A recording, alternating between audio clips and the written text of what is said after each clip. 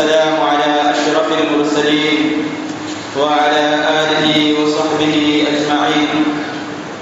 أما بعد، فقد قال الله تبارك وتعالى في القرآن الكريم: فأعوذ بالله من الشيطان الرجيم، بسم الله الرحمن الرحيم. فسيكفيكهم الله وهو السميع العليم. صدق الله العظيم. وقال نبينا محمد رسول الله صلى الله عليه وسلم: يا عائشة ألا أستحيي من رجل والله إن الملائكة لتستحيي منه، أو كما قال عليه الصلاة والسلام. سبحانك لا علم لنا إلا ما علمتنا إنك أنت العليم الحكيم. رب اشرح لي صدري ويسر لي أمري واحلل عقدة من لساني يفقهوا قولي. رضينا بالله ربا وبالإسلام دينا وبسيدنا محمد رسول الله صلى الله عليه وسلم نبيا ورسولا وبشيخنا محي الدين عبد القادر الجيلاني قدس الله سره العزيز شيخا ومرشدا. الصلاة والسلام عليك يا سيدي يا رسول الله، خذ بيدي قلت حيلتي أدركني مرادي يا رسول الله يا شفيع المذنبين. اللهم صل وسلم وبارك عليه. புகழனைத்தும் ஏகவல்லோனாம் அல்லாஹ் ஒருவனுக்கே உரித்தாக. அவனின் சாந்தியும் சமாதானமும் நம் உயிரினும் மேலான கண்மணி நாயகம் முஹம்மது ரசூலுல்லாஹி ஸல்லல்லாஹு அலைஹி வஸல்லம் அன்னவர்களின் மீதும், அன்னவர்களின் சத்திய வழியை சற்றும் சருகாமல் பின்பற்றிய சத்திய சஹாபாக்கள், தாபீங்கள், தாபீங்கள், நல்லவர்கள், நாதாக்கள், சுஹதாக்கள், இறைநேசர்கள், குறிப்பாக ஜும்ஆவுடைய கடமையை நிறைவேற்றுவதற்காக வேண்டி முன்கூட்டியே வருகை இருந்திருக்கும் நம் அனைவரின் மீதும், இன்னும் வர இருக்கும் அனைவரின் மீதும் அல்லாஹ்வின் சாந்தியும் சமாதானமும் என்றென்றும் வந்து சேரட்டுமாக. ஆமீன். சங்கைக்கும் மிகுந்த மேன்மைக்கும் உரிய அல்லாஹ் தஆலாவுடைய மேலான நல்லடியார்களே, நாம் இருக்கக்கூடிய இந்த ஜும்ஆ ஹிஜ்ரி 1445 வருடத்துடைய கடைசி ஜும்ஆவில் நாம் இருக்கிறோம். இன்னும் ஓரிரு தினங்களில் புதிய ஆண்டை, இஸ்லாமிய புத்தாண்டை நாம் அடைய இருக்கிறோம். அந்த ஆண்டிற்கு பெயர், இஸ்லாமிய புத்தாண்டிற்கான பெயர் ஹிஜ்ரி என்று சொல்லப்படுகிறது. அந்த ஹிஜ்ரி என்பது கண்மணி நாயகம் முஹம்மது ரசூலுல்லாஹி ஸல்லல்லாஹு அலைஹி வஸல்லம் அவர்களுடைய ஹிஜ்ரத்தை முன்வைத்து அந்த ஆண்டு கணக்கெடுக்கப்படுகிறது.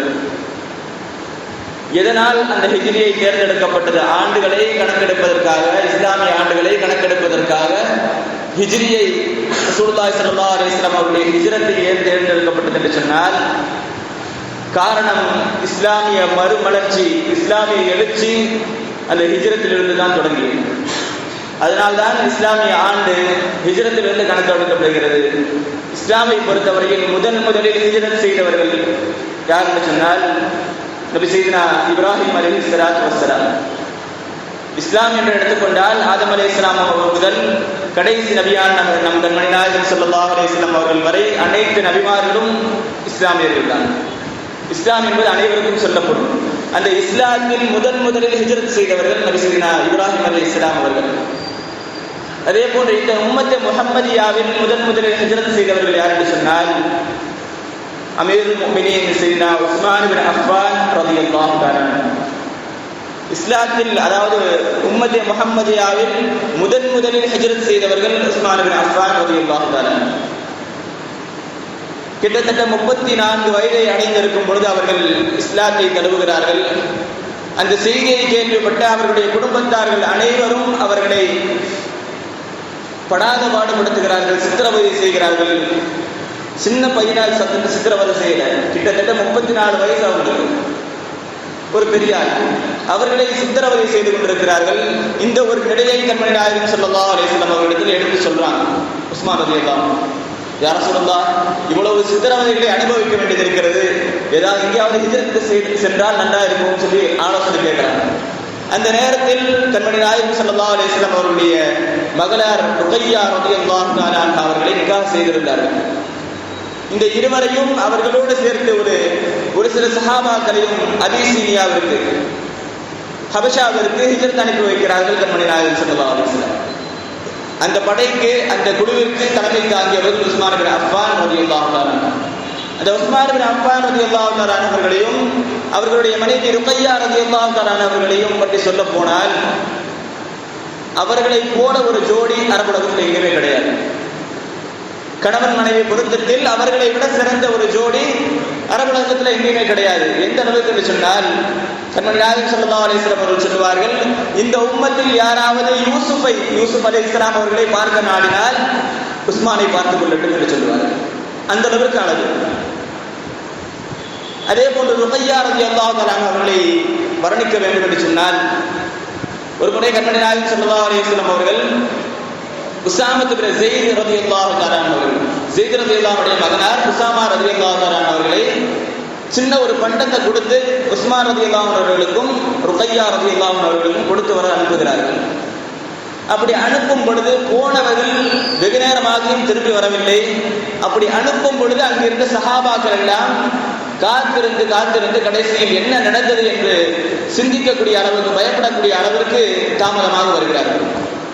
ஒரு வழியாக அதை கொடுத்து விட்டு வந்து ரசூலுல்லாஹி ஸல்லல்லாஹு அலைஹி வஸல்லம் அவர்கள் நிற்கும் பொழுது பெருமானார் ஸல்லல்லாஹு அலைஹி வஸல்லம் அவர்கள் கேட்டார்கள், யா உஸாமாவே என்ன நடந்தது, அங்கு நடந்தது என்ன என்று நான் சொல்லட்டுமா என்பதாக கேட்டுவிட்டு கண்மணி நாயகம் ஸல்லல்லாஹு அலைஹி வஸல்லம் அவர்கள் சொன்னார்கள், நீங்கள் வீட்டிற்குள் நுழைந்தவுடன் உஸ்மானை பார்த்தீர்களா? வந்தவர் சொன்னார், ஆம் யா ரசூலல்லாஹ், உஸ்மானை பார்த்தேன். அதே போன்று அவர்களை அடுத்து பக்கத்தில் என்னுடைய மகள் ருக்கையாவை நீங்கள் பார்த்தீர்களா? அதாவது சின்ன பையனை அனுப்பி வைக்கிறாங்க ரசூலுல்லாஹ். அப்படி அனுப்பி வைக்கும் பொழுது கேட்கிறாங்க, என்னுடைய மகள் ருக்கையாவை நீங்க பார்த்தீங்களா? ஆமா யா ரசூலல்லாஹ் பார்த்தேன். ரெண்டு பேரும் ஒன்னா சேர்ந்து உட்கார்ந்ததை பார்த்தீங்களா? ஆமா பார்த்தேன். அந்த பார்த்த பார்வையிலிருந்து உங்களால் விலகி வர முடியவில்லை அதுதானே அப்படின்னு கேட்டாங்க ரசூலுல்லாஹ். ஆமா யா ரசூலல்லாஹ், அங்க நடந்தது இதுதான். அங்க நடந்தது எங்கேயோ நடக்குது, ஒரு வீட்டில் நடக்குது. அந்த செய்தியை கண்மணி நாயகம் ஸல்லல்லாஹு அலைஹி வஸல்லம் அவர்கள் வந்த பிறகு அவர்களுக்கு செய்தியாக அறிவிக்கிறார்கள். அதை பார்த்து அவர்களும் உண்மைப்படுத்துகிறார்கள். ஆனால் இந்த காலத்தை பொறுத்தவரையில் கண்மணி நாயகம் ஸல்லல்லாஹு அலைஹி வஸல்லம் அவர்களுக்கு செவத்துக்கு பின்னாடி என்ன இருக்குன்னு கேட்டா கூட தெரியாது. இதுதான் ரசூலுல்லாஹ்வுடைய இல்மு என்று அவர்களை தரக்குறைவாக பேசக்கூடிய ஒரு கூட்டத்தை நாம் பார்க்கிறோம். ஆக அந்த இடத்தில் அவர்கள் சொல்ல வந்த விஷயம் என்னவென்று சொன்னால், இந்த இருவரையும் பார்த்தவர்கள் அவர்களை தவிர பார்வையை திருப்புறது ரொம்ப கஷ்டம். இந்த ரெண்டு ஜோடியை பார்த்துட்டா பார்வையை திருப்ப முடியாது. அந்த அளவுக்கு ஒரு பொருத்தமான ஜோடியாக இருந்தார்கள் என்பதாக நாம் பார்க்க முடிகிறது. அந்த உஸ்மான் பின் அஃபான் ரலியல்லாஹு அன்ஹு அவர்களுடைய ஷஹாதத்தை பற்றி தான் நாம் தொடர்ந்து 2 வாரமாக பார்த்து வந்தோம். அதில் கடைசி தருவாயாக, அதாவது இன்ஷா அல்லாஹ் இந்த வாரத்தோடு நிறைவு செய்யலாம் ஒரு முடிவு இருக்குது. சொன்னா பெரிய பல செய்திகள் இருக்கிறது, ஆனால் இதை இழுத்துக் கொண்டு போனால் அடுத்த விஷயங்களை பேச முடியாதுங்கிறதுனால இன்ஷா அல்லாஹ் இந்த வாரத்தோடு உஸ்மான் ரலியல்லாஹு அன்ஹுடைய ஷஹாதத்தோடு நிறைவு செய்யும் இன்ஷா அல்லாஹ். உஸ்மான் ரலியல்லாஹு அன்ஹுடைய கடந்த 12 ஆண்டு கால ஆட்சியில் கிட்டத்தட்ட 10 ஆண்டு கால ஆட்சியில் என்ன நடந்தது என்ற ஒரு சுருக்கத்தை நாம் பார்த்திருக்கிறோம். அடுத்த 2 ஆண்டுகள் அவர்களின் ஷஹாதத்தை ஏவக்கூடிய, அந்த ஷஹாதத்தை அடையக்கூடிய ஆண்டுக்கு முன்னால் 2 ஆண்டுகளுக்கு முன்னால் என்ன நடந்தது என்கிற செய்திகளை நாம் பார்க்க இருக்கிறோம். பல விஷயங்களை சொல்றோம். அதாவது உஸ்மான் ரலியல்லாஹு அன்ஹுடைய விஷயத்தில், அவருடைய ஆட்சியுடைய விஷயத்தில் பல பேரும் நீண்ட ஒரு ஆட்சிங்கிறதுனால கிட்டத்தட்ட உஸ்மான் ரலியல்லாஹு அன்ஹுவை விட அதிகமான நாட்கள் ஆட்சி செஞ்சவங்க யாருமே கிடையாது. அதனால ஒரு சலிப்பு தட்டுனது என்னமோ தெரியல. அது இல்லாம அவருடைய மென்மையான குணம், அந்த ஆளுமை என்கிற ஒரு திறமை என்று சொல்வதை விட ஆளுமை என்கிற ஒரு அடக்குமுறை என்கிற ஒரு விஷயம் அவர்களிடத்தில் இல்லாததன் காரணமாக, அவருடைய பணிவின் காரணமாகவும் அவர்களுடைய மிருதுவான தன்மையின் காரணமாகவும் பல விஷயங்கள் அவர்கள் மீது அவதூறாகவும் புகாராகவும் சொல்லப்பட்டது. அதுல சில விஷயங்கள்ல அவங்க நிர்பந்தமான சூழ்நிலைகளில் இந்த முடிவு எடுத்தாகணும் அப்படிங்கிற மாதிரி ஒரு சூழ்நிலைக்கு தள்ளப்பட்டாங்க. அதுல ஒரு விஷயம் தான், போன வாரம் முடிக்கும் பொழுது எகிப்தில் நடந்த குழப்பங்களை பத்தி முடிச்சோம். அந்த குழப்பங்கள் நடந்த எகிப்தில்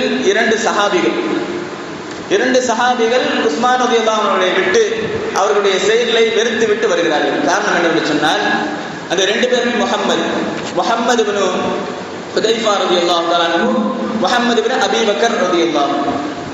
அபூபக்கர் சித்திக் ரலியல்லாஹு அன்ஹுடைய மகனார் முஹம்மது ரலியல்லாஹு அன்ஹு, அதே போன்று ஹுதைஃபத்துல் யமான் ரலியல்லாஹு அன்ஹுடைய மகனார் முஹம்மது ரலியல்லாஹு தஆலா. இந்த 2 பேரும் வருவதற்கான காரணம் என்னவென்று சொன்னால், முஹம்மது இப்னு ஹுதைஃபா ரலியல்லாஹு அன்ஹு அவர்களை பொறுத்தவரையில் சிறு வயதிலே அவருடைய தந்தையை இறந்து விட்டார்கள்.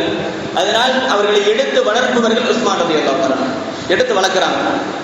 பருவ வயதை அடைந்த பிறகு அந்த முஹம்மது இப்னு ஹுதைஃபா ரலியல்லாஹு அன்ஹு அவர்கள் கேட்கிறார்கள், எனக்கு ஏதாவது பதவி தாங்க, எனக்கு உங்களுடைய ஆட்சியில் ஏதாவது பதவி தாங்கன்னு கேட்கிறாங்க. ஆனால் உஸ்மான் ரலியல்லாஹு தஆலா அன்ஹு ஏற்கனவே குழப்பமா இருக்குது, இதுல அவருக்கு பதவி கொடுத்தது சொன்னா அது சரி வராது, ஏற்கனவே சின்ன பசங்களாம் நீங்க ஆட்சி வச்சுட்டு இருக்கிறீங்க, படை தளபதியா ஆகிட்டு இருக்கிறீங்கன்னு ஒரு குழப்பம் ஓடிட்டு. இப்ப இவங்களே வச்சா அது சரி வராதுன்னு சொல்லி மறுத்துட்டாங்க. இந்த மறுப்பின் வெறுப்பின் காரணமாக முஹம்மது பின் ஹுதைஃபா ரலியல்லாஹு தஆலா அவர்கள் திரும்பி வராங்க. எங்க வராங்க சொன்னா எகிப்துக்கு வராங்க. அங்க யார் இருக்கிறா? இப்னு சபா இருக்கிறாங்க.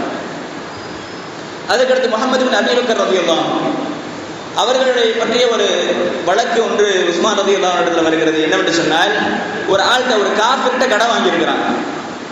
அந்த காஃபிர் தகுந்த நேரத்தில் இவர்கள் கடனை திருப்பி தரவில்லை என்பதாக புகார் கொடுக்கிறார். அப்படி கொடுக்கும் பொழுது நியாயம் காஃபிர் பக்கம் இருக்கிறது, இவர்களால் அந்த பொருளை கொடுக்க முடியவில்லை. அப்படி இருக்கக்கூடிய சூழ்நிலையில் அவர்கள் அதிகாரத்தில் இருப்பதன் காரணமாக இவர்களுக்கு எதிராக ஒரு தீர்ப்பை கொடுக்க வேண்டிய ஒரு சூழ்நிலைக்கு தள்ளப்பட்டாங்க. அதே மாதிரி தீர்ப்பை கொடுத்தாங்க. இந்த தீர்ப்பு முஹம்மது பின் அபீ பக்கர் ரலியல்லாஹு அன்ஹுடைய வாழ்க்கையில பெரிய ஒரு பாதிப்பை ஏற்படுத்துச்சு. மதீனால இருக்கவே முடியல. கடைசியாக வந்த இடம் தான் எகிப்து. இப்படி பெரும் 2 சஹாபிகள் வந்து சிக்குகிறார்கள் எகிப்துல இப்னு சபாவுடைய கூட்டத்தில். இப்படி இவர்களை எல்லாம் சேர்த்து வைத்துக் கொண்டு இப்னு சபா தீட்டுகிற திட்டங்கள் கடைசியில் உஸ்மான் பின் அஃபான் ரலியல்லாஹு அன்ஹுடைய ஷஹாதத்திற்கு காரணமாகிவிட்டது. அது மட்டும் இல்லாம இவருடைய மிருதுவான தன்மையின் காரணமாக ஏற்பட்ட சூழ்நிலைகள் என்னவென்று சொன்னால், உமர் ரலியல்லாஹு அன்ஹுடைய ஆட்சி காலத்தை பொறுத்த வரைக்கும் ஆளுநர்கள் கவர்னர்கள் இருக்காங்க இல்லையா, அந்த கவர்னர்களுக்கு மதீனால வீடு இருந்தா அவங்க கவர்னரா இருக்கிற இடத்துல வீடு வாங்குறதுக்கு அனுமதி கிடையாது. ஒரு கவர்னருக்கு மதீனால வீடு இருக்குன்னு சொன்னா வேற வீடு வாங்குறதுக்கு அனுமதி கிடையாது. அதே நேரத்தில் உஸ்மான் ரலியல்லாஹு அன்ஹுவை பொறுத்தவரையில் அவர்களுடைய ஆட்சி பல மைல் தூரம் சென்ற பிறகு அவர்களுக்கு இங்க வர்றது சிரமம் அப்படிங்கிறதுனால உஸ்மான் ரலியல்லாஹு அன்ஹு ஒரு அனுமதி கொடுக்குறாங்க, நீங்க அங்கேயே வீடு வாங்கிக்கலாம். இப்படி ஒரு அனுமதி, ஒரு கட்டாய சூழ்நிலைக்கு தள்ளப்படுறாங்க. இது ஒரு காரணம். அதே போன்று தன்னுடைய குடும்பத்தார்களுக்கு மட்டும்தான் இவர்கள் ஆட்சி பொறுப்பை கொடுக்கிறார்கள் என்ற ஒரு குற்றச்சாட்டு இருக்கிறது. தன்னுடைய குடும்பமாக இருந்தால் மட்டும்தான் இவங்க ஆட்சி பொறுப்பு கொடுப்பாங்க, ஆளுநர் ஆக்குவாங்க அப்படிங்கிற ஒரு குற்றச்சாட்டு. சொல்லப்போனா முஆவியா ரலியல்லாஹு அன்ஹு, அதே போன்று அபூ ஸர்ஆ, இப்படி சில பேர் இருக்கிறாங்க. இவங்கெல்லாம் இவருடைய குடும்பத்தார்கள். இப்படி இந்த குடும்பத்தார்களுக்கு மட்டும் ஆட்சி பொறுப்பு கொடுத்ததன் காரணமாக இவர்களுக்கு ஒரு தவறான ஒரு குற்றச்சாட்டுக்கு இவர்கள் ஆராகிறார்கள். அது மட்டும் இல்லாமல் இவர்களுடைய இராணுவ படையில் தளபதியாக இருப்பவர்கள் யாருமே சஹாபி கிடையாது. பிரச்சனை அதுதான். இவங்களுடைய இராணுவ படை முன்னேறி போக போக அந்த படைக்கு தளபதியாக வரக்கூடியவர்கள் கடைசியில் சிறுவயதுக்காரர்களாகவும் சஹாபிகள் அல்லாதவர்களாகவும் படைக்கு தலைமை தாங்கிறாங்க. இது ஒரு குற்றச்சாட்டாக கிளம்புகிறது. அதுக்கடுத்தது உமர் ரலியல்லாஹு அன்ஹுடைய ஆட்சி காலத்தை பொறுத்தவரையும் எல்லாருடைய சொத்து கண்காணிப்பும் உமர் ரலியல்லாஹு அன்ஹுடைய கண்காணிப்பில் இருந்தது. ஆனா இவங்களை கண்காணிக்க முடியல. ஏன்னு சொன்னா அவ்வளவு தூரம் அங்க என்ன நடக்குதுன்னு தகவல் வர்றதுக்குள்ள வேற விஷயங்கள் நடந்துடும். அந்த மாதிரி ஒரு சூழ்நிலைக்கு தள்ளப்படுறாங்க. இப்படி பல குழப்பங்கள் இருக்க இந்த செய்திகள் எல்லாம் உஸ்மான் ரலியல்லாஹு அன்ஹுவுக்கு வருகிறது. அது மட்டும் இல்லாமல் இப்னு சபாவுடைய கூட்டத்தார்கள் என்ன சதி திட்டம் தீட்டுகிறார்கள் என்ற செய்தியும் வருது. ஹிஜ்ரி 34ஆம் வருஷம், 35 அவங்க ஷஹாதத்தை எடுக்கிறாங்க. 34வது வருஷம் கவர்னர்கள் ஆளுநர்கள் எல்லாம் ஹஜ்ஜுக்கு வரக்கூடிய சமயம். அதே போன்று இப்னு சபாவுடைய கூட்டத்தார்களும் வருகிறார்கள் குழப்பத்தை ஏற்படுத்தணும்னு சொல்லி. அப்படி ஹஜ்ஜுக்கு வந்தவங்கள உஸ்மான் பின் அஃபான் ரலியல்லாஹு அன்ஹு என்ன சொன்னாங்கன்னா, ஹஜ்ஜை முடிச்சு நேரம் என்னை வந்து பாருங்க, மதீனால என்னை வந்து பாருங்க. அப்படி பார்க்கும் பொழுது அந்த இடத்தில் ஒரு மாநாடு ஒன்று நடத்துகிறார்கள். அந்த இடத்தில் வைத்து ஆளுநர்கள் இடத்துல எல்லாம் கேட்கிறாங்க, இப்ப நடக்கிற குழப்பத்துக்கெல்லாம் காரணம் என்ன, இந்த குழப்பத்திற்கான காரணம் என்ன என்று கேட்கும் பொழுது அவர்கள் சொல்லுகிறார்கள், உங்களுடைய ஆட்சியை கவுக்கிறதுக்கு இப்னு சபாவுடைய ஆட்கள் குழப்பவாதிகள் போடுகிற திட்டம் சூழ்ச்சிகள் தான் இது என்பதாக சொல்லுகிறார்கள். இது எப்படி அடக்கிறதுன்னு கேட்கிறாங்க. எப்படி அடக்கிறதுன்னு கேட்கும் பொழுது முஆவியா ரலியல்லாஹு அன்ஹு போன்றவர்கள் எல்லாம் இவர்களை வெட்டி வீழ்த்த வேண்டும், அதாவது உமர் ரலியல்லாஹு அன்ஹு என்ன ஒரு அடக்குமுறையை கொண்டு வந்தாங்களோ அதையே நம்ம செய்யணும். எப்போ இங்க மதீனாவுக்கு வந்திருக்கிறாங்க, இப்பயே நம்ம அதை செய்யலாம்னு சொல்றாங்க. ஆனால் உஸ்மான் ரலியல்லாஹு அன்ஹு சொன்ன வார்த்தை, இந்த மதீனாவுடைய மண்ணில் எந்த ஒரு ரத்தத்தையும் நான் ஓட்ட விரும்பவில்லை, எந்த ஒரு மனிதனுடைய ரத்தத்தையும் நான் ஓட்ட விரும்பவில்லை. கண்மணி நாயகம் ஸல்லல்லாஹு அலைஹி வஸல்லம் அவர்கள் துயில் கொள்ளக்கூடிய இந்த புனித தலத்தை நான் ரத்த கலவையாக மாற்ற விரும்பவில்லை என்பதாக தெரிவித்தார்கள். இதே நேரத்தில் இன்னொரு விஷயம் நடக்குது. இவங்க சஹாபாக்கள் ஆணவர்கள் ஒரு பக்கம் பேசுறாங்க. அதே நேரத்தில் இப்னு சபா இன்னொரு கூட்டத்தை கூட்டுறாங்க. அந்த கூட்டத்தில் வைத்து முடிவு செய்யப்படுகிற விஷயம் என்னன்னு சொன்னால், எகிப்தை பொறுத்த வரைக்கும், அதாவது கூஃபாவாசிகள்னா அபூ மூஸா அல்-அஷ்அரி ரலியல்லாஹு அன்ஹு அவர்களை கவர்னராக ஆக்கணும். அங்க இருந்தவங்க இவங்களுடைய உறவினர்கள், உஸ்மான் ரலியல்லாஹு உணவினர், அவங்க நீக்கிட்டு இவங்களை ஆக்கணும்னு சொல்லி சொல்லும் பொழுது அதற்கும் ஒப்பந்தம் சொல்லி கொடுக்குறாங்க. அது மட்டும் இல்லாமல் பல விஷயங்களை முன்ன வைக்கிறாங்க, பல குற்றச்சாட்டுகள். அதெல்லாம் கொண்டு போகும்போது, அதாவது காரணமே நான் சம்பவ விஷயம் அதெல்லாம் சொல்லும் பொழுது உஸ்மான் ரலியல்லாஹு அன்ஹு அவர்கள் இன்னும் சொல்ல போனா பாதி விஷயத்தை சொன்னாங்க, பாதி விஷயத்தை சொல்லலை. இந்த மாதிரிலாம் நடந்திருக்கும் பொழுது நேராக அவங்க திரும்பி போகும் பொழுது, குறிப்பாக சொல்ல போனால் பஸ்ரா, கூஃபா, எகிப்து, இந்த 3 தான் உஸ்மான் ரலியல்லாஹுடைய ஷஹாதத்துக்கான காரணமான நாடுகள். அந்த 3 நாட்டுக்கு போறவங்க எல்லாம் என்ன சொல்றாங்க அப்படின்னா, எங்களுடைய கோரிக்கைகளை அதாவது உஸ்மான் ரலியல்லாஹு காது கொடுத்து கேட்கவே இல்லை, எங்களை ஒரு பொருட்டாவே அவங்க மதிக்கல, நம்மளெல்லாம் அவங்க மதிக்கல, அவங்களுடைய ஆட்சியின் கீழே நம்ம அடிமையா இருந்துட்டு இருக்கிறோம் அப்படிங்கிற ஒரு விஷயத்தை கொண்டு சொல்றாங்க.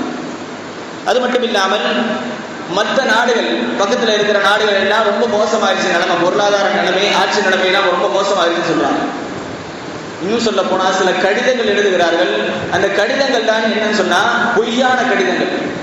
அந்த கடிதங்களுக்கு ஆதரவாக இருப்பவர்கள் அலி ரலியல்லாஹு அன்ஹு, ஸெய்த் ரலியல்லாஹு அன்ஹு, ஸுபைர் பின் அவ்வாம் ரலியல்லாஹு அன்ஹு, அவங்கெல்லாம் ஆதரவா கிடையாது, ஆதரவா இருக்கிறாங்கிற மாதிரி ஒரு பொய்யான கடிதங்கள்.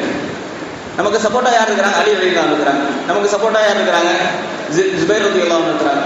நமக்கு சப்போர்ட்டா தல்ஹா ரலியல்லாஹு இருக்கிறாங்க. இப்படி பல விதமான பொய்யான கடிதங்கள் பரப்பப்படுகிறது.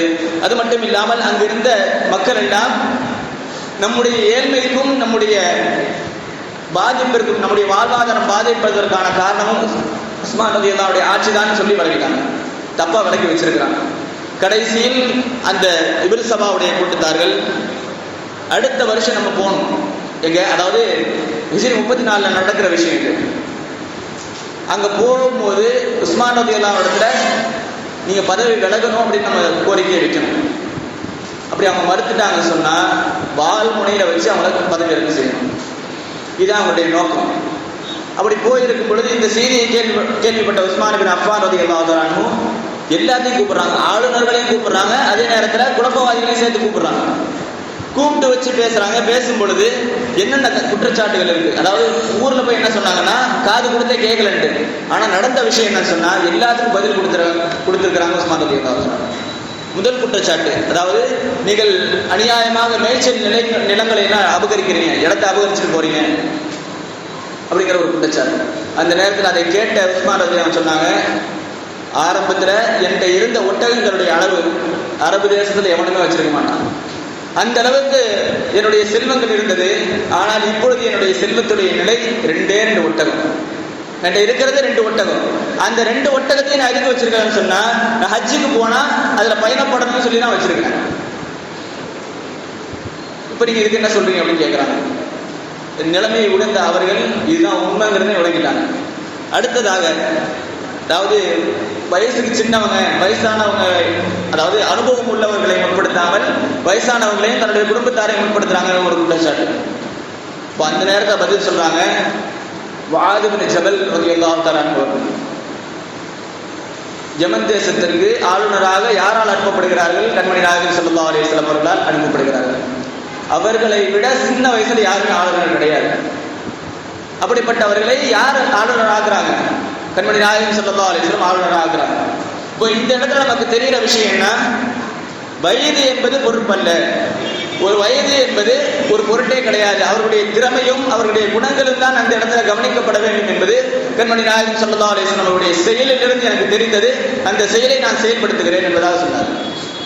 அதுக்கடுத்து சொன்னாங்க, என்னுடைய குடும்பத்தார்களை நீங்கள் முற்படுத்துவதாக சொல்லுகிறீர்கள், என்னுடைய குடும்பத்துக்கு தான் நான் அதிகமாக கொடுக்குறேன் அப்படின்னு சொல்றீங்க. ஆனால் யதார்த்தம் என்னவென்று சொன்னால், இதே நிலைமை நான் ஆட்சிக்கு வருவதற்கு முன்னாலும் இதை தான் நான் செஞ்சேன். என்னுடைய ஆட்சி அமைவதற்கு முன்னாலும் இதே தான் நான் செய்து கொண்டிருந்தேன். அதே தான், அந்த வளமையை தான் நான் திருப்பி செஞ்சுட்டு இருக்கிறேன். தவிர எந்த ஒரு சொத்தையும், அரசுடைய சொத்தை அவர்களுக்கு கொடுக்கவில்லை. நான் கொடுப்பதெல்லாம் முழுக்க முழுக்க என்னுடைய சொத்து. என்னுடைய சொத்தை கொடுப்பதற்கு யாரிடத்துல நான் கேட்கணும் அப்படின்னு கேட்கிறாங்க. இப்படி எல்லா விதமான கேள்விகளுக்கும் பதில் தெரிந்தவுடன் அங்கிருந்து யதார்த்தத்தை விளக்கிட்டாங்க. அங்கிருந்து குழப்பவாதிகள் இதுக்கு மேல நம்ம எதுவும் பண்ண முடியாதுன்னு விளக்கிட்டாங்க. மக்களுக்கு என்ன உண்மைங்கிறது தெரிஞ்சு போச்சு. இப்ப இதை வச்சு நம்ம எந்த ஒரு குழப்பத்தையும் உண்டாக்க முடியாது அப்படின்னு சொல்லிட்டு கலைஞ்சு போகும் பொழுது அந்த இடத்துல ஒரு திட்டத்தை திட்டுறாங்க. அடுத்த வருஷமும் இதே மாதிரி வரணும். எங்க போகணும்? நேராக காபாவுக்கு போகக்கூடாது, மதீனாவுக்கு வரணும். காபாவுக்கு போயிட்டா அங்கெல்லாம் சஹாபாக்கள் இருப்பாங்க, திருப்பி வரும்பொழுது அவங்களோட வர வேண்டியது இருக்கும். அதனால காபாவுக்கு போகாம, ஹஜ்ஜுக்கு போகாம நேராக மதீனாவுக்கு வந்து உஸ்மான் ரலியல்லாஹு முடிச்சு கட்டணும். இது அவங்களுடைய ஒரு ஆலோசனை. அதே மாதிரி அவங்களுடைய தீர்மானமும் இதுதான். இப்படி இருக்கும் பொழுது கூஃபா, பஸ்ரா, எகிப்து இந்த 3 நாடுகளில் இருக்கக்கூடிய இந்த இப்னு சபாவுடைய கூட்டுதார்களை அடுத்த வருடம் ஹஜ்ஜுக்கு வரும் பொழுது ஒவ்வொரு நாடா கடந்து வரும் பொழுது கடைசியில் எங்க வராங்க அப்படின்னா எல்லாருமே ஹஜ்ஜுக்கு போறாங்க, ஹரமுக்கு போறாங்க. ஆனா இவங்க மட்டும், இந்த குழப்பவாதிகள் மட்டும் எங்க வராங்கன்னு சொன்னா நேரா மதீனா வாசலுக்கு வந்துட்டாங்க. அதாவது மதீனாவுடைய எல்லைக்கு. இந்த எல்லைக்கு வந்து கூடாரம் அமைத்து அங்க தங்கி இருக்கிறாங்க. உள்நாட்டு குழப்பங்கள் என்னெல்லாம் செய்ய முடியுமோ எல்லாத்தையும் செஞ்சுட்டு இருக்கிறாங்க. எந்த அளவுக்கு சொன்னா ஹிஜ்ரி 35 ஷவ்வால் பிற 3ல கிளம்புறாங்க. எங்கிறது ஒவ்வொரு நாட்டில இருந்து கிளம்புறாங்க. அப்படி கிளம்பி வந்து கடைசியில ஷவ்வாலுடைய கடைசி துல்காதாவுடைய ஆரம்பம் எங்க வந்து சேர்றாங்க? மதீனாவுடைய எல்லைக்கு வந்து சேர்றாங்க. துல்காதா, அதாவது துல்காதாவுடைய கடைசி பகுதியில் சஹாபாக்கள் ஹஜ்ஜு கிளம்பி போயிடுவாங்க. அது வரையும் காத்துட்டு இருக்கிறாங்க. அது மட்டும் இல்லாமல் சில பேர் உள்ள வராங்க உஸ்மான் ரலியல்லாஹுடைய ஆட்சியை கலைக்கிறதுக்கு. அதுக்கான குற்றச்சாட்டுகளையும் எடுத்துக்கொண்டு வருகிறார்கள். அப்படி வரும் பொழுது உஸ்மான் ரலியல்லாஹு மீது வைக்கப்பட்ட குற்றச்சாட்டுகள் அனைத்தையும், அதாவது எதுக்கு பதில் கொடுத்தாங்களோ அதையே திருப்பி கிளப்பி விடுறாங்க. இந்த ஒரு குழப்பம் தாங்க முடியாமல் கடைசியில் என்ன பண்றாங்க அப்படின்னு சொன்னா, அலி ரலியல்லாஹு இடத்துல உஸ்மான் இப்னு அஃபான் ரலியல்லாஹு போய் கேட்கிறாங்க, எனக்கு உதவி செய்யுங்க. அதாவது இந்த குழப்பவாதிகள் என்னை கொல்லுவதுதான் திட்டம் என்பது எனக்கு எப்போவும் தெரியும். நான் தூதுவர்களை வைத்து பார்த்து விட்டேன், அவர்கள் கொடுத்த செய்தி எனக்கு இதுதான், என்னை கொல்ல போறாங்க, அதுதான் செய்தி. இந்த குழப்பங்கள் மதீனாவை வச்சு நடந்துடக்கூடாது. அப்படி அதாவது என்னை கொல்றதா இருந்தாலும் பரவாயில்ல, என்னை கொலை செய்யட்டும், பிரச்சனை இல்லை. அதனால் இந்த மதீனாவில் கலவரமாகி விடக்கூடாது, இதற்கு எனக்கு உதவி செய்யுங்கன்னு சொல்லி அலி ரலியல்லாஹு அன்ஹு உதவி கேட்கிறாங்க. அப்போ அந்த நேரத்தில் அலி இப்னு அபீ தாலிப் ரலியல்லாஹு அன்ஹு கூப்பிட்டு பேசுறாங்க. எல்லாத்தையும் கூப்பிட்டு பேசும் பொழுது எகிப்தில் இருக்கிற அபுஸ்ஸரா யாருன்னு சொன்னா எங்களுடைய குடும்பம். யாரு? உஸ்மான் இப்னு அஃபான் ரலியல்லாஹு குடும்பம். இந்த குடும்பத்தில் இருக்கிறார், அவரை வெளியாக்குங்க, ஆளுநர் பதவியிலிருந்து நீக்க செய்யுங்க, புதுசா ஒரு ஆளை நியமிங்க. அப்ப யாரை நியமிக்கிறது? முஹம்மது இப்னு அபீ பக்கர் ரலியல்லாஹு அன்ஹு. அவங்க ஏற்கனவே அந்த ஒரு பிரச்சனையில போயிருக்கிறாங்க, கோபத்தோட போயிருக்கிறாங்க. அவங்க என்ன சொல்றாங்க? முஹம்மது இப்னு அபீ பக்கர் ரலியல்லாஹு அன்ஹு அவங்க ஆளுநரா போடுங்க. இந்த ஒரு கோரிக்கை வேற வழியே இல்லாம உஸ்மான் இப்னு அஃபான் ரலியல்லாஹு அன்ஹு கையெழுத்து போட்டு கொடுத்துட்டாங்க. ஆளுநர் யார்? முஹம்மது இப்னு அபீ பக்கர், அவரை நீக்கம் செய்யணும். ஏற்கனவே இருந்த அபுஸ்ஸராவை நீக்கம் செய்துவிட்டு முஹம்மது இப்னு அபீ பக்கரை ஆளுநராக நியமனம் செய்ய வேண்டும் என்பதாக சொல்லுகிறார்கள். சொல்லி அனுப்புறாங்க. இந்த தீர்ப்பு கொடுத்த பிறகு கூட்டம் எல்லாம் கலந்து செல்கிறது. கலந்து செஞ்சு, அதாவது கலந்து போய் 3 நாள், சரியாக 3 நாள் கழித்து 4வது நாள் மதீனாவே கலவர பூமியா இருக்குது. நாங்க உஸ்மானை கொல்லுவோம். அதுவும் சொல்ல போனா பெரும் சஹாபிகள், விளங்காத ஒரு சஹாபிகள், என்ன நடந்தது என்பதை புரியாத சஹாபிகள் எல்லாம் உஸ்மானை கொல்லணும்னு சொல்றாங்க. காரணம் என்னன்னு சொன்னால், அந்த செய்தியை கேள்விப்பட்டு வந்த அலி இப்னு அபீ தாலிப் ரலியல்லாஹு அன்ஹு முன்னாடி வராங்க, வந்து கேட்கறாங்க, என்னப்பா விஷயம், எதுக்கு இப்படி சொல்றீங்க அப்படின்னு. அப்படி கேட்கும் பொழுது அந்த கூட்டத்தில் இருந்தவங்க சொன்னாங்க, அது குறிப்பா முஹம்மது இப்னு அபீ பக்கர் ரலியல்லாஹு அன்ஹு சொல்றாங்க, எங்களுக்கு ஒரு தீர்ப்பு கொடுத்து அனுப்புறீங்க, எகிப்தில் இருக்கிற ஆளுநரை நீக்கம் செஞ்சுட்டு என்ன ஆளுநரை நியமிக்கணும்னு சொல்லி உஸ்மான் ரலியல்லாஹு கையெழுத்து போட்டு கொடுத்தாங்க. அது நீங்க பாத்தீங்க, அப்படித்தானே? அப்படி இருக்கும் பொழுது நாங்க போறோம். அதாவது 3 நாட்டு மக்களும் பிரிந்து செல்கிறார்கள். எகிப்து, கூஃபா, பஸ்ரா. கூஃபா ஒரு பக்கம் இருக்குது, கூஃபா பஸ்ரா ஒரு பக்கம், எகிப்து ஒரு பக்கம், நடுவில் மதீனா. இப்படி இருக்கும் பொழுது எல்லாம் பிரிஞ்சு போறாங்க.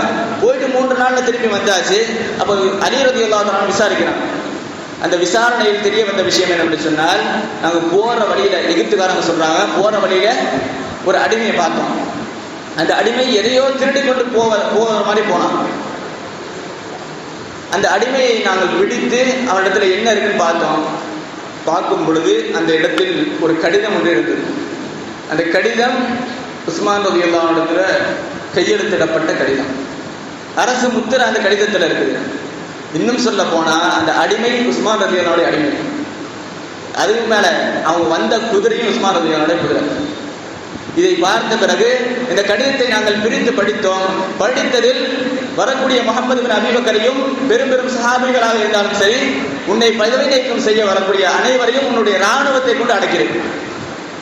பெரிய சஹாபியா இருந்தாலும் சரி, நீ எதிர்த்து வந்தா நீ கொலை செஞ்சிடும் அப்படின்னு கடிதத்தில் இருக்குது.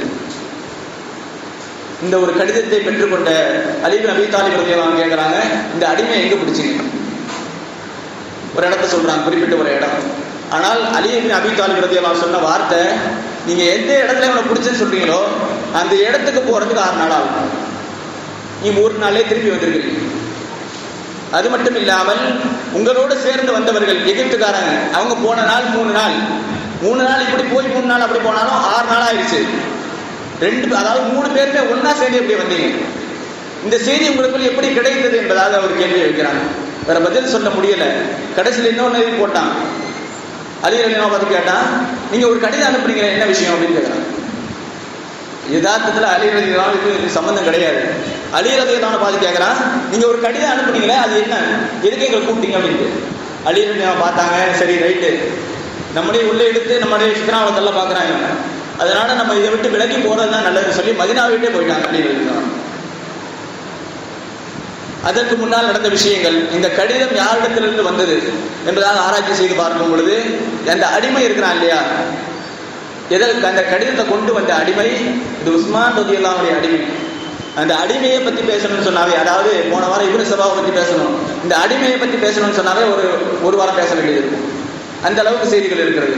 அதாவது இவங்க எப்படி உள்ள வந்தாங்க, மதீனாவுக்குள்ள வந்தாங்க அப்படின்னு சொன்னா, முழுக்க யஹூதிகள் இவர்கள். அரபியை கத்துக்கணுங்கிற மாதிரி ஒரு பள்ளிக்கூடத்தை அமைச்சு அந்த பள்ளிக்கூடத்துக்குள்ள வர்றாங்க. அரபியை கத்துக்கிட்டு கடைசியில் என்ன பண்றாங்க, மதீனாவுக்குள்ள வந்து ஒவ்வொரு ஆளுக்கும் வேலை செய்யற மாதிரி வர்றாங்க, ஒவ்வொரு சஹாபிகளுக்கும். இது எங்க நடக்குது அப்படின்னு சொன்னா, உமர் ரலியல்லாஹு அன்ஹுடைய ஆட்சி காலத்திலே நடக்குது. இன்னும் சொல்ல போனா, உமர் ரலியல்லாஹு அன்ஹுடைய ஷஹாதத்துக்கு காரணமாக இருந்த அபூ லுல்லு, கொலை செஞ்சவன் ஃபைரோஸ், அவனே இந்த கூட்டத்தை சார்ந்தவன் தான். அப்படி இருக்கும் பொழுது சொல்ல போனா கிட்டத்தட்ட 30 பேர் சொல்றாங்க. அந்த 30 பேர்ல இவனும் ஒருத்தன். இவன் பேர் வந்து ஹும்ரான் இப்னு அபான். ஹும்ரான் இப்னு அபானை பொறுத்த வரைக்கும் மற்ற 30 பேர்ல 29 பேரும் இஸ்லாத்தை லேசா எடுத்துக்கல. ஆனால் உம்ரான் இப்னு அபானை பொறுத்த வரைக்கும் இஸ்லாத்தை யார் கையில ஏற்றுக்கிட்டான்னு சொன்னா, உஸ்மான் ரலியல்லாஹு அன்ஹுடைய கையில தான் இஸ்லாத்துக்கு வர்றான். அந்த ஒரு நம்பிக்கை உஸ்மான் ரலியல்லாஹு அன்ஹுவுக்கு. அது மட்டும் இல்லாமல் பின்னாடி தொழுகிறதா, உஸ்மான் ரலியல்லாஹு தொழுகிற இடத்துல பின்னாடி என்ன தொழுவான், பக்கத்துல முஸ்லிம் சம்பல.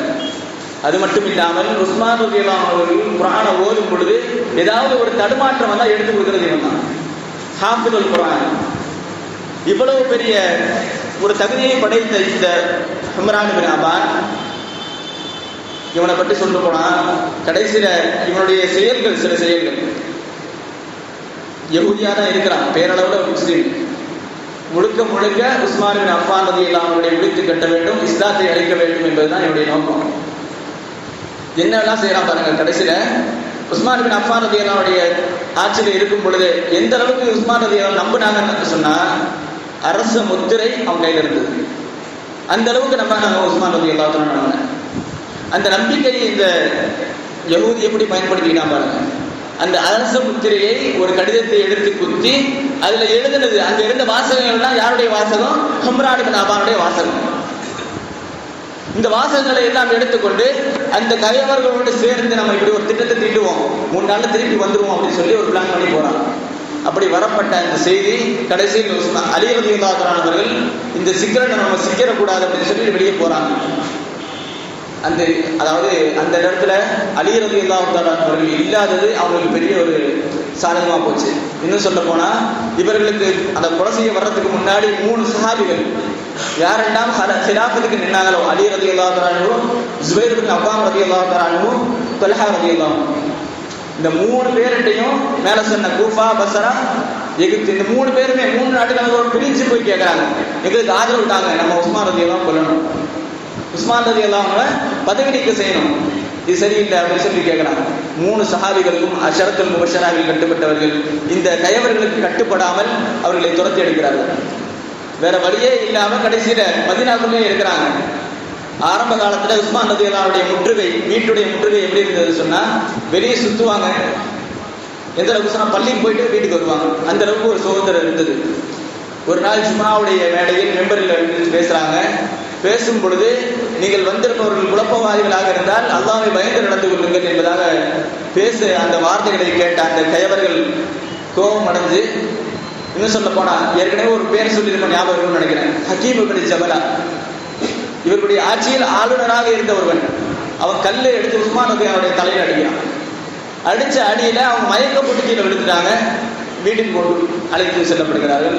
அந்த இடத்துல அந்த நிகழ்வுக்கு பிறகுதான் உஸ்மான் ரலியல்லாஹு அன்ஹு அவர்கள் முழுமையாக முற்றுகையிடப்படுகிறார்கள். அந்த முற்றுகையை தாண்டி உஸ்மான் பின் அஃபான் ரலியல்லாஹு அன்ஹு அவர்களுக்கு சாப்பாடு கிடையாது, தண்ணி கிடையாது. எந்த அளவுக்கு சொன்னா, உம்முல் முஃமினீன் ஆயிஷா ரலியல்லாஹு அன்ஹா அவர்களே சாப்பாடு கொண்டு போய் கொடுக்க போறாங்க. ஹஜ்ஜுக்கு புறப்பட்டு போறதுக்கு முன்னாடி கொண்டு போய் கொடுக்கும் பொழுது அவங்களே துரத்தி அடிக்கிறாங்க, உள்ள போகக்கூடாதுன்னு சொல்லி. அந்த அளவுக்கு ஒரு கட்டுப்பாடோடு, அதாவது முற்றுகைங்கிறது பயங்கரமா இருந்தது. வேற வழியே இல்லாம உஸ்மான் பின் அஃபான் ரலியல்லாஹு அன்ஹு அவர்கள் தன்னுடைய வீட்டு கூட மேலே ஏறி வர்றாங்க. ஏறி வந்து, நான் ரசூலுல்லாஹி ஸல்லல்லாஹு அலைஹி வஸல்லம் ஆட்சி காலத்தில், அதாவது அவருடைய காலத்தில் நான் வெறும் ரூமாவை வாங்கி கொடுத்தேன். ரசூலுல்லாஹ் சொன்னதுனால அந்த வெறும் ரூமாவை வாங்கி கொடுத்து எனக்கு குடிக்கிறதுக்கு ஒரு டம்ளர் தண்ணி இல்லையா அப்படின்னு சொல்லி, அதாவது ரொம்ப ஒரு கவலையோடு கேட்கும் பொழுது, அதை கேட்டு முடிச்சுட்டு இன்னொரு வார்த்தையை சேர்த்து சொல்றாங்க, இந்த செய்தியை அலியில யாராச்சும் கொண்டு போவீங்களா? ஏன்னா அலிதான் அங்கே இல்லை, மதீனால இல்லை, போயிட்டாங்க, இவருடைய குழப்பம் தாங்க முடியாது. இந்த செய்தியை அலியிடம் கொண்டு சேர்ப்பவர்கள் யாராவது இருக்கிறீர்களா என்று கேட்கும் பொழுது, அந்த செய்தி கடைசியாக அலி ரலியல்லாஹு அன்ஹு போய் சேருது. இன்னும் சொல்ல போனா, அந்த முற்றுகையில இருக்கும் பொழுது வீட்டில் நுழையாம பாதுகாக்கிறதுக்கு அங்கிருந்த பெரும் பெரும் சஹாபாக்கள் எல்லாம் தன்னுடைய மக்களை அனுப்பி வச்சாங்க. குறிப்பாக சொன்னோம்னா, அலி ரலியல்லாஹு அன்ஹு அவர்கள் ஹசன் ஹுசைன் ரலியல்லாஹு அன்ஹுவை அனுப்பி வச்சாங்க வீட்டு பாதுகாப்புக்கு, உள்ள போயிடக்கூடாதுன்னு சொல்லிட்டு. இவ்வளவு பாதுகாப்பை அனுப்பி வைக்கிறார்கள். அது மட்டும் இல்லாமல் இந்த இருவரையும் அழைத்து தண்ணி கொண்டு போக சொல்றாங்க. அப்படி தண்ணி கொண்டு போகும் பொழுது பானையை உடைச்சு, அதாவது கொண்டு போன தண்ணி உள்ள போக விடாம தடுத்துட்டாங்க. இவ்வளவு கொடுமைகளையும் அனுபவித்தார்கள் உஸ்மான் பின் அஃபான் ரலியல்லாஹு அன்ஹு அவர்கள். கடைசியாக இன்னும் பல செய்திகள் இருக்கிறது. கடைசி அவருடைய ஷஹாதத்துடைய நிகழ்வுக்கு வருவோம். அவருடைய ஷஹாதத்தை பொறுத்தவரையில் உஸ்மான் பின் அஃபான் ரலியல்லாஹு அன்ஹு இடத்துல தன்னுடைய மனைவி நாயிரா ரலியல்லாஹு அன்ஹா கேட்கிறாங்க, நீங்க வெளியே போய் ஒரு இதுக்கு ஒரு முடிவு கட்டிட்டீங்கன்னு சொன்னா, நீங்க பதவி விலகிட்டீங்கன்னு சொன்னா வேலை முடிஞ்சிடும் இல்லையா? இந்த பதவி விலகிவிட்டால் நாம் சுதந்திரமாக விடுவோம், இந்த பதவியினால தானே எவ்வளவு பிரச்சனை அப்படின்னு சொல்லி கேட்கிறாங்க. அது மட்டும் இல்லாமல் அவர்கள் செய்த செயல் என்னவென்று சொன்னால், இந்த ஒரு செயலுக்கு, அதாவது என்னுடைய இந்த முற்றுகை, அதாவது இதை முடிக்கணும் அப்படின்னு சொன்னா, ஏற்கனவே பல சஹாபாக்கள் கேட்டிருக்கிறாங்க உஸ்மான் ரலியல்லாஹு அன்ஹு, நாங்க ஆட்கள் கம்மியா இருக்கிறோம், ஏன்னா ஹஜ்ஜுக்கு போயிருக்கிற சமயம் நாங்க ஆட்கள் கம்மியா இருக்கிறோம், அப்படி இருந்தாலும் கூட உங்களுக்காக வேண்டி, அமீருல் முஃமினீனுக்காக வேண்டி நாங்கள் போர் செய்ய தயார். அங்க இருந்து சுற்றி இருந்தவர்கள் பாதுகாப்புக்கு தான் நின்னாங்க. அப்படி நின்னவங்க கூட கேட்டாங்க, நாங்க போர் செய்யட்டுமான்னு. அதுக்கு கூட அனுமதிக்கல உஸ்மான் ரலியல்லாஹு அன்ஹு. காரணம், கண்மணி நாயகம் ஸல்லல்லாஹு அலைஹி வஸல்லம் உடைய புனித மண்ணில் ரத்தம் சிந்திவிடக் கூடாது என்கிற ஒரு நோக்கம். அதற்கு பகரமாக என்னுடைய உயிர் போனாலும் பரவாயில்லை என்பதாக இருந்தார்கள் உஸ்மான் ரலியல்லாஹு அன்ஹு. அதற்கு முன்னால் ஒரு நிகழ்வு நடக்கிறது. 2 பேர் இந்த விஷயத்தை கேட்கிறாங்க, இந்த கனவுடைய விளக்கத்தை கேட்கிறாங்க. முதல் விஷயம், நாயிரா ரலியல்லாஹு அன்ஹா, நீங்க இதுக்கு முடிவு கட்டலாமே அப்படின்னு சொல்லி கேட்கும் பொழுது, நாயிரா, இல்லம்மா, இதற்கான தீர்வு என்னுடைய ஷஹாதத்து தான். காரணம் என்னவென்று சொன்னால், நேற்றைய தினம் கண்மணி நாயகம் ஸல்லல்லாஹு அலைஹி வஸல்லம் அவர்களை நான் கனவில் கண்டேன், நீங்கள் நோன்பாளியாக இருக்கிறீர்கள், எங்களோடு வந்து நோன்பு திறங்கள் என்பதாக கண்மணி நாயகம் ஸல்லல்லாஹு அலைஹி வஸல்லம் சொன்னாங்க. அந்த ஒரு அழைப்பு, இதற்கான விளக்கம் என்னவென்று சொன்னால், நான் இந்த ஷஹாதத்தை ஏற்கப் போகிறேன், அதனால் எனக்கு தண்ணியும் தேவை கிடையாது, ஒன்றும் கிடையாது அப்படின்ட்டாங்க. எனக்கு இதுக்கு முடிவும் தேவையில்லை, அல்லாஹ்வையும் பிடிச்சிக்கணும் அப்படின்னு சொல்லிட்டாங்க. அது மட்டும் இல்லாமல் இன்னொரு செய்தி, அப்துல்லாஹ் இப்னு சலாம் ரலியல்லாஹு தஆலா அவர்கள் யஹூதியாக இருந்து முதலில் இஸ்லாத்தில் ஏற்றவர்கள். அவர்கள் வெளியே பேசுறாங்க, நீங்க செய்யறது ரொம்ப தப்புன்னு சொல்லி பேசும் பொழுது அங்கிருந்த ஒரு கயவன் சொன்னா, இந்த யஹூதியை ஃபர்ஸ்ட் கொள்ளுங்கடா அப்படின்னா. அப்படி இருக்கும்போது அந்த செய்தியை கேட்டுட்டு உள்ள வர்றாங்க. உள்ள வந்து ஒரு செய்தியை சொல்ல வராங்க அப்துல்லாஹ் இப்னு சலாம் ரலியல்லாஹு. இப்போ அந்த இடத்தில் வைத்து உஸ்மான் ரலியல்லாஹு சொன்னாங்க, நீங்க சொல்ல வர்றதுக்கு முன்னாடி நான் ஒரு செய்தியை சொல்லிக்கிறேன். நேற்றைய தினம் நான் ரசூலுல்லாஹி ஸல்லல்லாஹு அலைஹி வஸல்லம் அவர்களை கனவுல பார்த்தேன். அப்படி பார்க்கும் பொழுது ரசூலுல்லாஹி ஸல்லல்லாஹு அலைஹி வஸல்லம் என்ன சொன்னாங்க, யா உஸ்மான், உங்களுக்கு தாகமா இருக்குதா, தண்ணி இல்லாம இருக்கிறீங்க, உங்களுக்கு தாகமா இருக்கான்னு கேட்டாங்க. ஆமா யா ரசூலுல்லாஹ் சொன்னேன். அப்போ அந்த இடத்துல எனக்கு ஒரு சொம்பு தண்ணி கொடுத்தாங்க, அதாவது ஒரு பாத்திரத்தை தண்ணி கொடுத்தாங்க.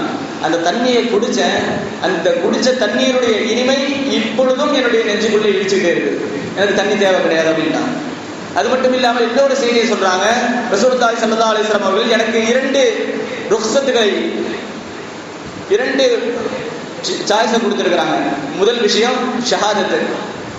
ரசூலுல்லாஹ் கேட்டாங்க, யா உஸ்மான், என்னோடு நோன்பு திறக்க வருகிறீர்களா அல்லது இந்த கயவர்களை எதிர்த்து நான் போர் செய்யட்டுமா? என்னால் அது முடியும், இவர்களை எதிர்த்து நான் போர் செய்யட்டுமா என்று கேட்கும் பொழுது, யா ரசூலுல்லாஹ், நான் உங்களோடு வருவதை நான் பிரியப்படுகிறேன் என்பதாக நான் சொல்லிவிட்டேன் என்பதாக உஸ்மான் பின் அஃபான் ரலியல்லாஹு அன்ஹு சொல்றாங்க. சொல்லி முடிச்சதுக்கு பிறகு கிட்டத்தட்ட ஒரு 5 பேர், அந்த 5 பேர் யார் அப்படின்னு சொன்னா, அதுல தலைமையில் இருக்கிறவங்க முஹம்மது பின் அபீ பக்கர் ரலியல்லாஹு அன்ஹு. பார்த்தாங்க, சண்டை நடந்துட்டு இருக்கும் பொழுது ஹசன் ஹுசைன் ரலியல்லாஹு அன்ஹு அவர்களுக்கு கடுமையான காயம் ஏற்படுது.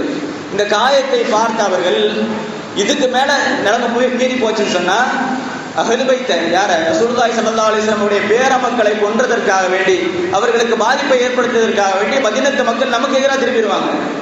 அதனால இதை விட்டுட்டு பின்வாசல் வழியா போகணும் அப்படின்னு சொல்லிட்டு பக்கத்து வீட்டுல இருந்து ஏறி குதிக்கிறாங்க ஒரு 5 பேர்.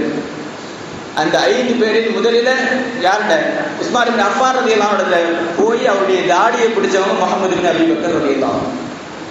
அப்படி பிடிச்சிருக்கும் பொழுது உஸ்மான் ரலியல்லாஹு ஒரு வார்த்தை சொன்னாங்க, முஹம்மது பின் அபீ பக்கர் அவர்களே, நீங்க எனக்கு மருமகனாக இருக்கீங்க, உங்களுடைய தந்தையுடைய பெயரை நீங்கள் கெடுத்து விடாதீர்கள் என்ற அந்த வார்த்தையை கேட்ட உடனே, அந்த மென்மையை கேட்டவுடன் மனம் உருகி முஹம்மது பின் அபீ பக்கர் ரலியல்லாஹு விட்டுட்டு வெளியே போயிட்டாங்க. மீதம் இருந்தவர்கள் அவர்களை கொள்கிறார்கள். எந்த அளவுக்கு என்று சொன்னால், ரசூலுல்லாஹி ஸல்லல்லாஹு அலைஹி வஸல்லம் அவர்கள் ஏற்கனவே ஒரு விஷயத்தை சொல்லி இருக்கிறாங்க. குர்ஆனுடைய வசனத்தை ஓதும் பொழுது ஃபஸயக்ஃபீகஹுல்லாஹ் வஹுவஸ் ஸமீஉல் அலீம் என்கிற வசனத்தை ஓதும் பொழுது உஸ்மான் பின் அஃபான் ரலியல்லாஹு அன்ஹு பார்த்து சொன்னாங்க, யா உஸ்மான், இந்த இடத்தை உங்களுடைய ரத்தம் முத்தமிடும் என்பதாக ரசூலுல்லாஹி ஸல்லல்லாஹு அலைஹி வஸல்லம் சொன்னாங்க.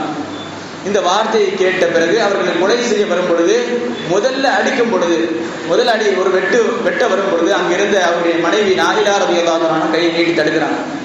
இப்படி கையை நீட்டி தடுக்கும் பொழுது கையில இருந்த அந்த 4 விரல் வெட்டுப்பட்டு கீழே விழுது. அந்த 4 விரல் வெட்டுப்பட்டு கீழே விழுகும் பொழுது அதையும் தாண்டி உஸ்மான் ரலியல்லாஹுடைய தலையில் அந்த கத்தி தாக்குகிறது. அந்த தலையில் பட்டவுடன் அந்த ரத்தம் அந்த ஆயத்துல ரசூலுல்லாஹி ஸல்லல்லாஹு அலைஹி வஸல்லம் அவருடைய அந்த வாக்கை உண்மைப்படுத்தும் விதமாக அந்த ஃபஸயக்ஃபீகஹுல்லாஹ் என்கிற வாசகத்தில் அந்த ரத்தம் படுகிறது.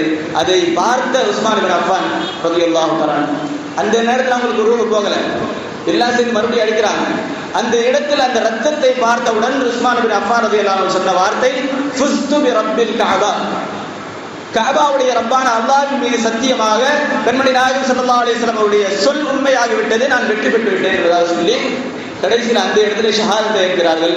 அது மட்டும் இல்லாமல் அந்த கையவர்கள் செய்த கொடுமை என்னவென்று சொன்னால், அதாவது அவங்க வஃபாத்தானதற்கு பிறகு, கொல்லப்பட்டதற்கு பிறகும் கூட 3 நாட்கள் அவருடைய ஜனாசாவை, அவருடைய உடலை எடுக்க விடவில்லை. அது மட்டும் இல்லாமல் கடைசியில் அவர் 3 நாள் போனதற்கு பிறகு மக்காலிருந்து எல்லா சஹாபாக்களும் வர்றாங்கன்னு தெரிஞ்ச உடனே இப்னு சபாவும் அவருடைய கூட்டத்தார்களும் கலந்து போறாங்க. போனதற்கு பிறகும் கூட சில குழப்பங்கள் இருக்கு. அந்த குழப்பங்களை எல்லாம் தாண்டி இரவு நேரத்தில் அவருடைய ஜனாசாவை தூக்கி கொண்டு போய் ஜன்னத்துல் பக்கீல அடக்கம் செய்யல. அதாவது ஜன்னத்துல் பக்கியும் அதே நேரத்தில் அங்கே இருந்தது யூதர்களுடைய கபிரஸ்தான் ஒன்னாதான் பக்கத்தில் இருந்தது. இப்போ இந்த ஜன்னத்துல் பக்கியில அடக்கம் செய்யறது கூட அந்த கையவர்கள் அனுமதிக்கிற பக்கத்துல யஹூதிகளுடைய அந்த கபிரஸ்தான்ல அடக்கம் செய்யப்படுறாங்க. அடக்கம் செய்யப்பட்ட பிறகு அந்த இடத்துல தொழுவு வைக்கிறது யார் அப்படின்னு சொன்னா, ஜுபைர் பின் அவ்வாம் ரலியல்லாஹு தஆலா தொழுகை வச்சு அந்த இடத்துல அடக்கம் செய்யறாங்க. கடைசியில அலி ரலியல்லாஹுடைய ஆட்சி காலம் வரும் பொழுது, அதற்கு பின்னாடி இந்த கிலாஃபத்துகள் எல்லாம் வந்த பிறகு யஹூதிகளுடைய கபிரஸ்தானுக்கும் முஸ்லிம்களுடைய கபிரஸ்தானுக்கும் மத்தியில் இருந்த சுவரை நீக்கப்படுது. எல்லாம் ஒரே மாதிரி இருக்குது. அந்த இடத்துல அந்த எல்லையில இருக்கிறது தான் உஸ்மான் பின் அஃபான் ரலியல்லாஹுடைய கபர், அவங்களுடைய மசார். அந்த மசாரை கூட இந்த காலத்தை பொறுத்தவரையில் ஜியாரத் செய்ய வருவது கிடையாது. ஜன்னத்துல் பக்கீக்குள்ள போய் ஜியாரத் செய்ய போனா அந்த ஜியாரத்தையும் தடுக்கக்கூடிய ஒரு கூட்டத்தார்கள் இருக்கிறார்கள். அந்த கூட்டத்தை விட்டு அல்லாஹ் தஆலா நம் அனைவரையும் பாதுகாத்தருவானாக. எந்த ஒரு தியாகத்தை உஸ்மான் பின் அஃபான் ரலியல்லாஹு தஆலா அவர்கள் இந்த மார்க்கத்திற்காக வேண்டி, இந்த தீனுல் இஸ்லாத்திற்காக வேண்டி செய்தார்களோ, அந்த தியாக உணர்வை அல்லாஹ் தஆலா நம் அனைவருக்கும் நசீபாக்கி தந்தருவானாக. அவருடைய குணநலன்களை, அவருடைய வெட்கம், அவருடைய பணிவு, அவர்களுடைய பொறுமை, அவர்களுடைய அந்த சகிப்புத்தன்மை, அவருடைய மன்னிக்கக்கூடிய மாண்பு, இப்படி எத்தனையோ சொல்லிக்கொண்டே போகலாம். எல்லாவற்றையும் அல்லாஹ் தஆலா நம் அனைவருக்கும் நம்முடைய சந்ததிகளுக்கும் அல்லாஹ் தஆலா நசீபாக்கி தந்தருவானாக. இறை இல்லமாம் கஅபா ஷரீஃபையும் இறை தூதரின் பூங்காவனமான ரௌதா ஷரீஃபையும் வாழ்விலே பலமுறை கண்டு தரிசிக்கக்கூடிய பேரின்ப பாக்கியத்தை அல்லாஹ் தஆலா உங்களுக்கும் எனக்கும் நம்மை சார்ந்த அனைவருக்கும் நம்முடைய சந்ததிகளுக்கும் அல்லாஹ் தஆலா நசீபாக்கி தந்தருவானாக. இந்த ஜுமாவுடைய சபையில் நாம் எப்படி ஒன்று கூடி இருக்கிறோமோ அதே போன்று நாளை மறுமையில் கண்மணி நாயகம் முஹம்மது ரசூலுல்லாஹி ஸல்லல்லாஹு அலைஹி வஸல்லம் அவருடைய திருச்சபையில் சொர்க்கத்தில் உயர்ந்த சொர்க்கமான ஜன்னத்துல் ஃபிர்தௌஸிலே அல்லாஹ் தஆலா நம் அனைவரையும் ஒன்று கூட்டி அருள்வானாக என்ற நல்ல துஆவுடன் நிறைவு செய்கிறேன். வ ஆகிரு தஅவானா அல்ஹம்துலில்லாஹி ரப்பில் ஆலமீன்.